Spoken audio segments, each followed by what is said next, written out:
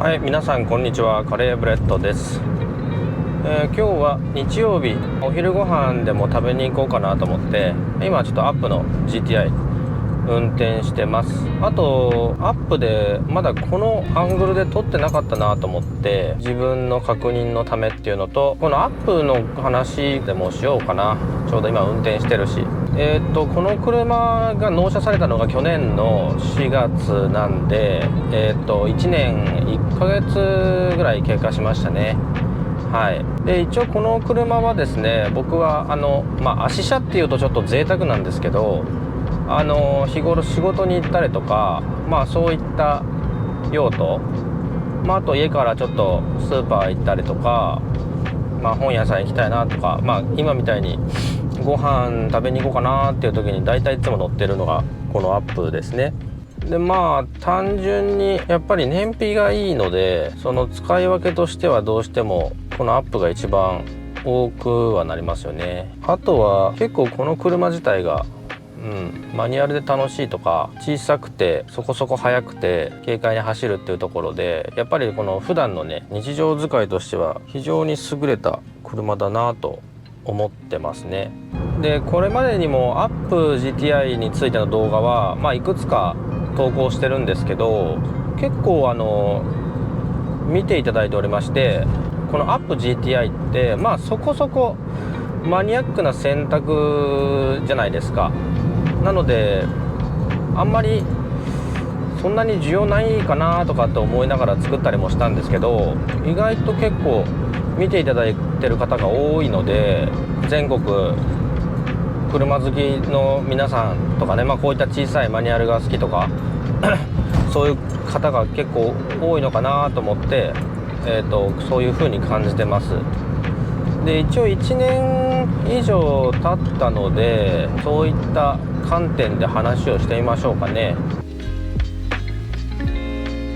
僕の車は今ちょうど3万キロを超えたとこぐらいですかね。買った時が1万8000キロぐらいなので、年間1万ちょっと乗った感じになりますね。多分その故障とかさえしんければ、燃料は廃屋ですけど燃費はいいので、維持費はねほんとそんなかかんないですよね。その税金もこの車は1リットル以下で計算できるんで2万9500円とかですかね。で保険は僕の場合は一応車両保険もつけてるから、いくらだろうな、年間5万ちょっと忘れたな。そんな高くないですよ。いやもうちょっとしてるかな。月の支払いあたり5000円ぐらいかな。なので非常に安いっすね。で土曜日とか日曜日とかね、ちょっと走りに行こうかなとかって言って山道とかね、その遠出したりとかにもね結構向いてると思いますね。なんかこんなに維持費がかかんないのに乗って楽しい、遠出も楽しい、休日の運転も楽しいみたいな車ってすごいなと思います。この車の欠点を言うとしたら、やっぱり人があんま乗れないっていうか、一応4人までは乗れるんですけど、正直後ろは大の大人が快適に移動できるかというと、やっぱり快適ではないですよね。一応その友人と東京とかね遠出したことはあったんですけど、大丈夫やったよみたいな感想なんですよね。快適やったよとは言わなかったですよね。でその理由としては、やっぱりそのスペースが限られてて、後ろのね足場とか、あとはこの車ちょっと固めなんで、そういったところでもだから大丈夫やったよっていうのは別に地獄ではなかったよみたいな意味だと思うんですよ。で前に乗る、僕も含め助手席に乗る人は、特に、足元のスペース余裕があるので特に問題起きないと思うんですけど、そう考えるとやっぱりその大人4人はきついですね。あと旅行行くってなった時に荷物をね、例えば男3人とか、男じゃなくてもいいか、人3人でこの車に旅行行くっていうのが結構限界やと思ってて、その4人乗っちゃうとね、そのやっぱトランクがやっぱりその限られた荷物しか載せられないんですよね。4人で行っちゃうと日帰りやったらいいですけど、1日どっか宿泊してくるっていうのもね結構きついんじゃないかな。その宿泊道具4人分をトランクに入れてっていうのはまあ難しいですね。なのでまあそもそもこの車を検討する方っていうのはまあそういう使い方はあんま考えてないかなとは思うんですけど、自分の経験上やっぱり、旅行は大人3人までかなと思いますね。まあ、僕もこれ基本的にいつも一人で乗ってるんで、小さくてこういう軽快な車っていうのはね本当にいいですね。最近エクスプローラーを納車しましたっていうね動画も上げたんですけど、やっぱエクスプローラーに乗るとねよりこの小さくて軽快な車がなんていうのかな、その手足のように動くというかね、エクスプローラーはやっぱりその車重も重いし背も高いんで運転しててすごいどっしり感っていうかねそういうのはあるんですけど、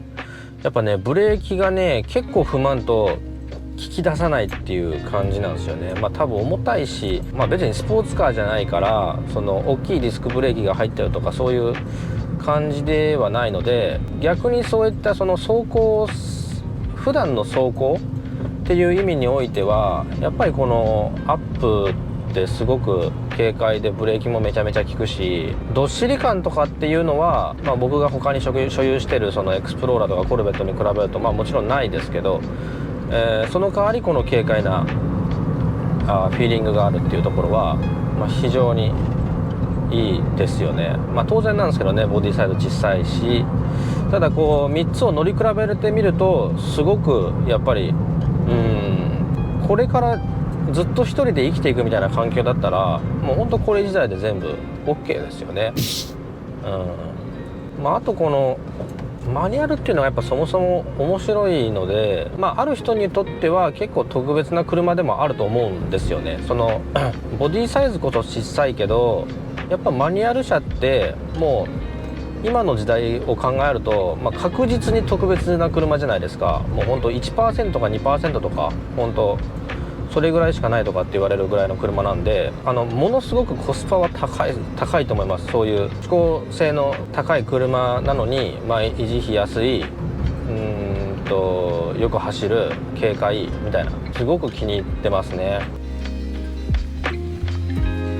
僕がこの車買う時に検討したのが、N1 の RS とかねかなり迷って、速度感というか絶対的に加速が速いとかっていうのは、まあ、もちろんこっちの方が速いと思うんですけどね、 N1RS に関しては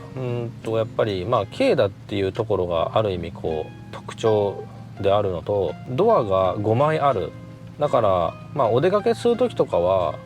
もう誰かとそういったシーンでは多分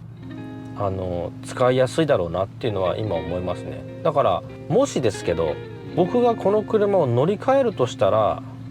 N1RS いいなってやっぱ未だに思ってますね。